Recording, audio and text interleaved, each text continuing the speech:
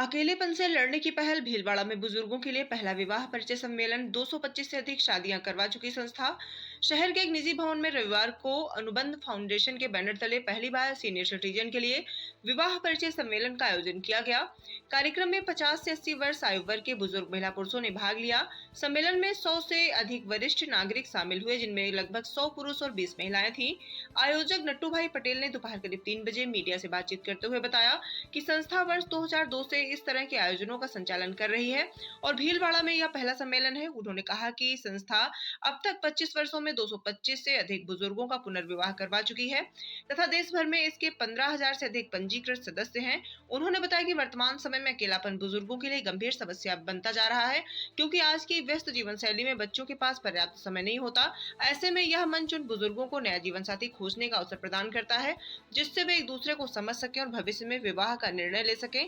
संस्था की ओर से प्रतिभागियों को आवश्यक दस्तावेज और प्रक्रिया में सहयोग भी उपलब्ध कराया जाता है। आयोजकों ने समाज में इस पहल को सकारात्मक रूप से अपनाने और बुजुर्गों के जीवन में बदलाव लाने की अपील की। मैं नट्टू भाई पटेल हूँ, अनुबंध फाउंडेशन का प्रेसिडेंट हूँ। हमारा जो अनुबंध फाउंडेशन है वो बुजुर्ग लोग का, सीनियर सिटीजन का रीमैरिज करवाते, शादी करवाते हैं। 2001 में आपको याद होगा कि गुजरात में बड़ा भूकंप आया था 26 जनवरी 1 में।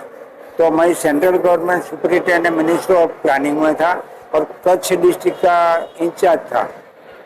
तो उसमें से मैं जो होटल में ठहरा पूरा गिर गया। मैं क्यों बच गया? क्योंकि वो छुट्टी का दिन था 26 जनवरी, इसलिए मैं अहमदाबाद वापिस आ गया। तो उसमें से मुझे इंस्पायरेशन हुआ कि जिसने अपना जीवन साथी खोया है उसके लिए मुझे कुछ प्रयत्न करना चाहिए। तो मैंने 2002 से ये शुरू किया। 25 साल में हम 225 शादी करवा चुके हैं और पूरा इंडिया, कश्मीर से कन्याकुमारी, गुजरात है, आसाम, सभी पूरा इंडिया में 15,000 से ज़्यादा हमारे कैंडिडेट हैं। तो हम चाहते हैं कि अकेलापन it is a slow poison. आजकल बच्चे के पास टाइम नहीं है, किससे बात करेंगे, क्या कहाँ घूमने जाएंगे, तो उनको कोई बातचीत करने वाला चाहिए, कोई हम सफर चाहिए। तो वो हम प्लेटफॉर्म दे रहे हैं। आज जो ये सम्मेलन है 95 भीलवाड़ा में कर रहे हैं, उसमें 100 जेंट्स है, 20 महिला है। हम उम्मीद है कि 6-7 कपल बन जाएंगे। तो हम चाहते हैं कि समाज में बदलाव आना चाहिए। बेटा अपनी मम्मी को लेके आए, बेटी पापा को लेके आए, बहू ससुर को लेके आए। तो हम चाहते हैं कि समाज में एक नया प्रयास होगा। तो अगर शादी करते साल उसकी 5-10 साल आयु बढ़ जाएगी, अगर शादी नहीं करेंगे तो 5 साल कम हो जाएगी। तो इसीलिए हमारा प्रयास है। वो किसको बोलेंगे शादी करना है, हाँ? अगर किसी को बोले चप्पल खानी पड़ेगी, तो एक हमारे प्लेटफॉर्म है, इधर आके बातचीत कर सकते हैं। बोल रहा था, बोल संगम होगा कि नहीं बोल सकते। तो हम चाहते हैं कि महीना, 2 महीना, 3 महीना के बाद आप एक दूसरे को पहचानिए, बाद में शादी कीजिए। और कोई समाज का डर मत रखो। समाज तो बोलेगा आप 70 साल के वो बुढ़े हो गए, क्या जरूरत है? उसको बोलना कि बुढ़ा होगा तेरा बाप, मैं जवान। जो इधर आते हैं वो 60+ वाले नौजवान ही है, उसका सोच के आना चाहिए। मेरा एस्ट्रोलॉजी का प्रोफेशन है, वास्तु का। मैं वैसे रिटायर्ड बैंक मैनेजर हूँ। तो कल मैं एक पोस्ट शेयर कर रहा था, तो उसमें इनके ग्रुप का कुछ एडवर्टाइजमेंट था कि सीनियर सिटीजन को मौका मिलता है। वैसे तो हम लोग हिंदू हैं और थोड़ा सा शर्म भी करते हैं इसमें, आए या ना आए।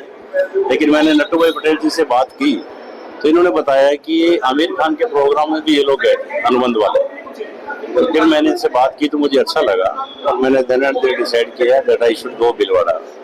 तो यहाँ आया तो काफ़ी लोगों ने पसंद भी किया, पर्सनैलिटी को भी, और एज प्रपोज भी किया रिलेशन के लिए भी। तो बाकी तो मैंने डेस्टिनी पे छोड़ा है, क्या होता क्या नहीं होता। लेकिन इस एज के अंदर अगर कोई पार्टनर मिल जाए तो आई थिंक बाकी के जो दिन निकालने हैं वो अच्छे निकल जाएंगे। ये प्रोग्राम जरूर होने चाहिए, क्योंकि आज की तारीख में बहुत से डिस्कार्डेड पेरेंट्स भी हैं जिनको पेरेंट्स पूछते नहीं है, और ऐसे भी पेरेंट्स हैं जिनसे उन्होंने संपत्ति लिखवा ली और उनको घर से निकाल दिया। अब उन पेरेंट्स को ये नहीं पता कि सीनियर सिटीजन्स के राइट्स क्या है। तो इसलिए मेरा सजेशन ये है कि अपना पैसा अपने पास रखो, अपनी लाइफ को अपने तरीके से जियो, बॉडी फिटनेस रखो और बच्चों के साथ भी रिलेशन अच्छे रखो। अगर वो रखना चाहें तो, नहीं रखना चाहें तो कोई बात नहीं, अपनी जिंदगी है। हम अपना स्टीयरिंग जो है दूसरे के हाथ में नहीं देंगे, हम जिंदगी को जिए।